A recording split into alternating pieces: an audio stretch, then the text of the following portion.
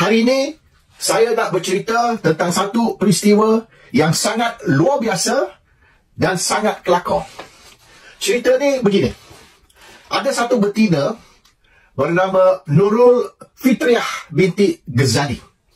Nurul Fitriah binti Ghazali ni pegawai SPRM ataupun MACC. Nurul Fitriah yang berumur 27 tahun telah membuat satu report ataupun aduan terhadap Rosli Dahlan, peguam kepada Muhyiddin Yassin. Muhyiddin Yassin's lawyer. Dan Rosli Dahlan ni dulu juga peguam kepada 1MDB.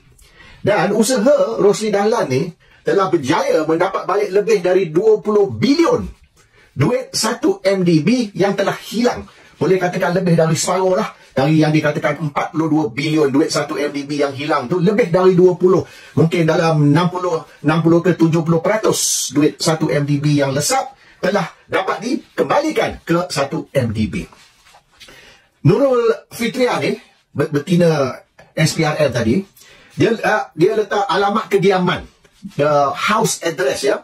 House address dia ialah ibu pejabat SPRM di Putrajaya.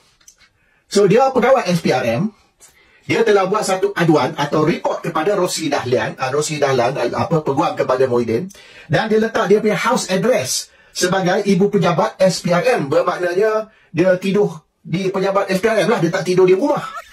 Mungkin ada bilik tidur khas di dalam pejabat SPRM untuk dia, tak tahulah. Tapi tak tahu dia tidur seorang ke dengan siapa tu, dia tak cakap lah.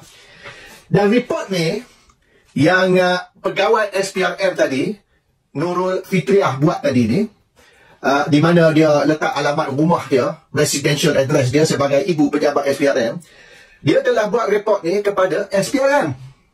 Dia pegawai SPRM. Dia tidur di pejabat SPRM, alamat rumah dia. Dia buat report terhadap peguam Muhyiddin Yassin.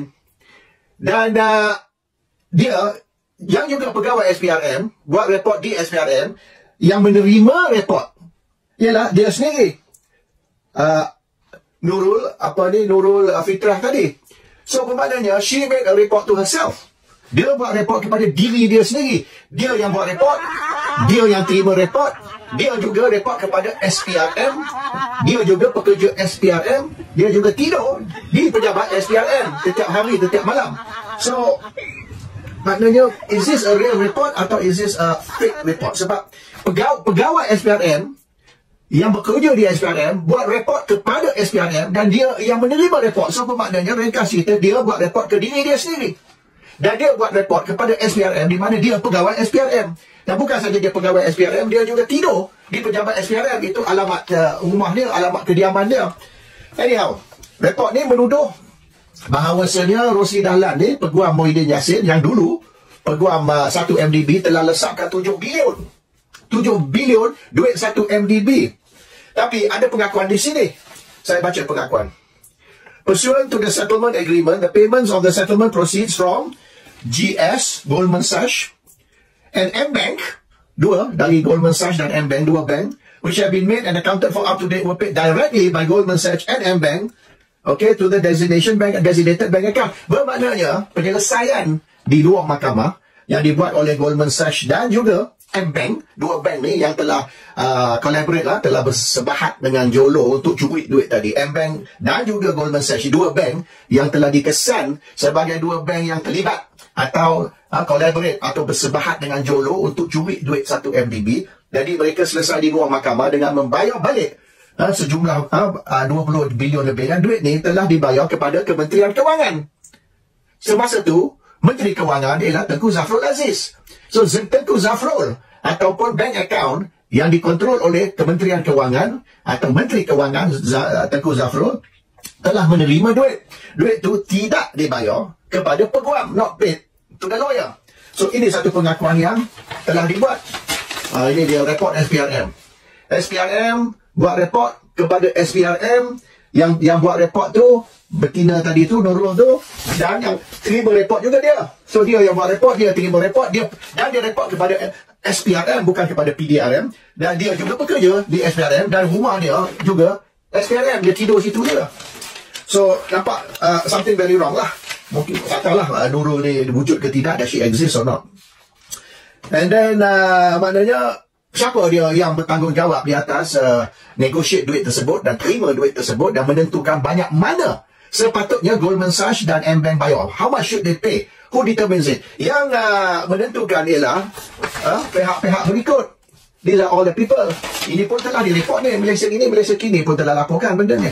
Dan iaitu Pejabat Peguam Negara, Attorney General's Chambers, AGC, Securities Commission, SC, Finance Ministry, Kementerian Kewangan, MACC atau SPRM, and the National Anti-Financial Crime Centre, dan juga IRB, Lembaga Hasil Dalam Negeri. Ini semua pihak-pihak yang bertanggungjawab untuk negotiate dengan Goldman Sachs, menentukan banyak mana perlu dibayar dan juga menentukan kepada siapa duit itu sepatut dibayar, iaitu kepada Menteri Kewangan atau Kementerian Kewangan. So semua dokumen ada di sini ni.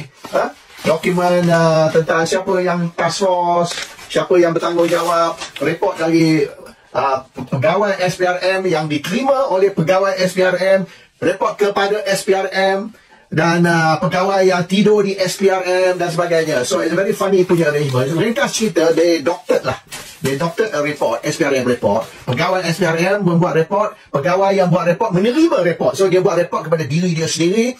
Dan report dia yang berkait dengan lawyer Muhyiddin ataupun semasa tu lawyer 1MDB curi 7 bilion.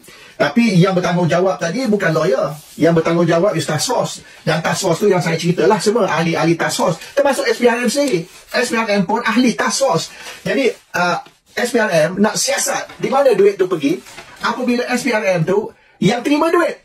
So, dia terima duit, dia nak siasat di mana duit tu hilang, dan yang melaporkan is pegawai SPRM yang terima laporan, pegawai yang melapor, the one who report, receive the report, dan macam-macam lah. So, benda ni pelik. So, nampak sangat ni, it's a fix up lah. Mereka nak kenakan Rosli, mereka nak buru Rosli, tapi mereka terpaksa ada basis lah. So, apa basis dia orang ni? Yang dia ni buru Rosli. Lepas tu dia pergi serbu pejabat Rosli. Dan bila serbu, raid pejabat Rosli, bukan dia dah ambil dokumen berkait dengan 1MDB. Dia dah ambil dokumen berkait dengan kes Muhyiddin Yassin. Tak kena-mengena dengan report-report. Dia berkaitan dengan 7 bilion duit hilang. Duit 1MDB hilang, 7 bilion. Yang dia nak rampas dokumen berkait dengan kes Muhyiddin di Gandang Wibawah tu buat apa? So, anyhow, fikir sendirilah. Inilah apa dikatakan kerajaan Madani, cara mereka bekerja.